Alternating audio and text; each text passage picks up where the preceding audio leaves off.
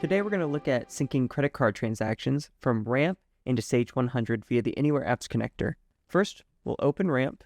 From here, we're going to go to Accounting and look at our card transactions. Let's pick this $474.87 transaction from Home Depot. We want to make sure that accounting category is filled out. We'll go ahead and put office supplies as our accounting category. After we've inputted the accounting category, we will mark this as ready to sync. Once it's been marked ready to sync, we'll go over to the ready to sync section within Ramp, and we see here that that is now marked ready.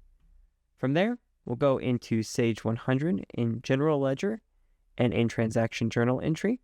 From here, we see we have this Ramp sync button. This will be automated when the product is in your environment, but if a manual sync is necessary, we'll go ahead and click this here. First thing we'll do is we'll go look for the import batch, accept, take a look at it. We can see the $474 transaction and 87 cents has now appeared within Sage 100. Let's go ahead and take a look back at Ramp. We'll refresh the ready to sync screen. We see here that that transaction has disappeared.